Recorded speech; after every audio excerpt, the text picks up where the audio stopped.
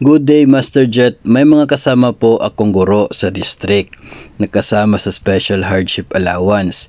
Samantalang ang bahay po ay katapat lang ng school nila. Samantalang meron namang mga guro na nagtuturo sa ibang district at nag-travel ng 15 kilometers from home to school nila. Hindi naman nakasama sa hardship. Tama po ba yon? Sino-sino po ba ang dapat kasama sa hardship allowance?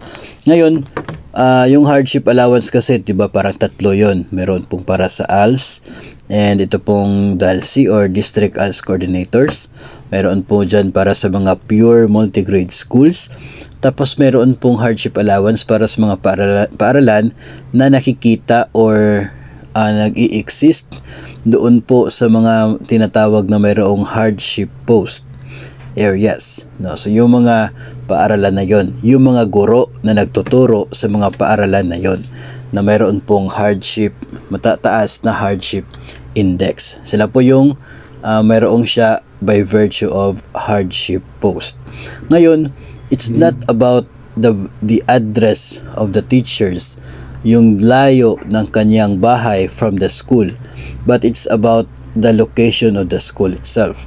No, yung hardship index na score ng isang paaralan, no, kapag pumasa sa hardship allowance yung hardship index ng isang paaralan, which is sa ngayon ay nasa 0.33 na lang. Kapag pumasa yung paaralan, lahat ng mga guro sa paaralan na yon ay eligible for the hardship post na hardship allowance, no?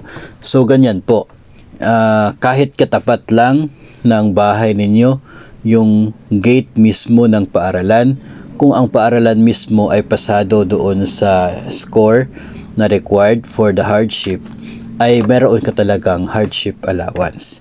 So ganyan po. Pero kahit po malayo yung bahay ninyo doon sa inyo pong station, inyong paaralan, kung ang paaralan na yun ay hindi naman po eligible, hindi po umabot sa score ng hardship index, yung score niya para maging eligible sa hardship, hindi pa rin po makakatanggap ng special hardship allowance yung guro ng school na hindi pumasa doon sa hardship index requirement. Kahit gaano kalayo yung bahay ni teacher, kung yung school kung saan siya naka-assign ay hindi naman po pasok doon sa guidelines, ay wala pa rin po siyang hardship allowance. So it's not about the residence of the teacher, it's not about kung gaano kalayo yung tina-travel niya, it's about the school, no? Yung sitwasyon ng school, yung naging basihan ng atin pong hardship post na hardship allowance. So ganun po, normal po na may mga ganyan na cases, no? Kaya ito po ay pwedeng sabihin ninyo sa mga kasamahan po ninyo na nagtataka kung bakit sila wala pong hardship allowance kahit malayo from their bahay, pero yung iba ay katapat lang pero nakakatanggap, no? Kasi nga it's the situation of the school.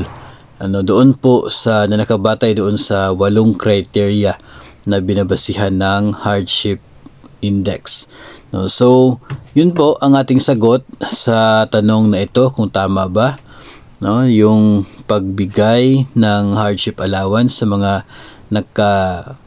nakatira katapat lang ng paaralan, o kaya ay itong hindi pagbigay ng hardship allowance sa mga daily nagta-travel, no, tapos hindi man lang nabibigyan ng special hardship allowance. So yun po yung sagot natin. It's about the situation of the school, about the hardship index na score ng isang paaralan, at hindi po doon sa kung saan nakatira yung teacher sa paaralan na yon.